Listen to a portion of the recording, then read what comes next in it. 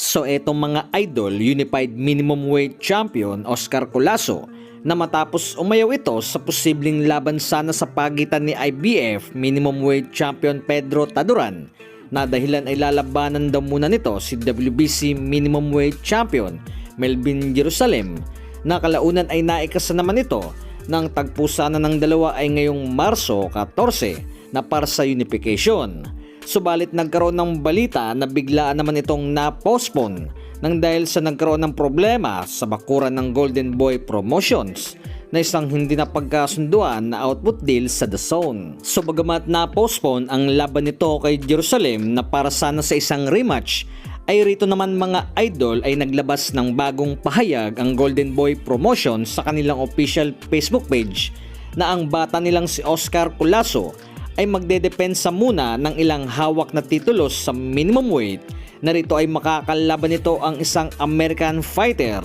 na si Jesus Haro na ngayong Marso 14. Na-comment event ito sa laban sa main event Gabriel Fundura kontra Bibana Ruiz Corredor na sa labang Collazo kontra Haro ay dalawang titulo ang nakataya rito na ang WBO at WBA World Title Belt na paano na lang kaya kung malasin nitong si Oscar Collazo ay mawawala parang bula ang gusto nitong tagpo sa dalawa nating world champion na kababayan. Samantala mga idol, muling pagbabalik ni former 3 Division World Champion Janrel Casimero sa itaas ng boxing ring ay expected ang muling pagsampa nito sa timbang sa 126 pounds featherweight division. Na nakaraang laban nito kontra Tom Mitsukushi ng Japan last year ay sa featherweight ito lumaban na tinalo si Mitsukushi via 5th round knockout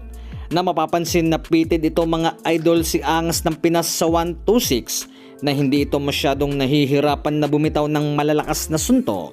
Well idol, sa timbang na rin na ito ay rito rin lumalaban si Luis Neri na nasa rankings pa ito ng featherweight na pang-10 sa IBF at pang-6 naman sa WBA at pang-4 naman sa WBC. Nasa ngayon mga idol ay parehas na kumakampanya si Casimero at Neri sa featherweight kung kaya't isang magandang pagkakataon para kay Cuadro Alas ang ma-maintain nito ang timbang na nilalabanan. Na kung maipanalo ang bawat laban sa 126 ay malaking pagkakataon na para makakuha ito ng ranking sa featherweight division. Sa ngayon mga idol ay marami ang umaasa na si Luis Neri raw ang makakalaban ni Casimero ngayong Abril dahil sa kaliwa umano ang sinasanay nito sa kanyang bawat haribas na kung si Neri nga naman talaga ang kalaban nito at kung sakaling matalo ni Casimero ay may malaking potensyal na gumuhit talaga ito ng pahina sa nasabing timbang. Sa ngayon mga idol ay wala pa itong official na anunsyo, so abang-abang lamang kung sino nga ba ang makakalaban ni Casimero ngayong Abril.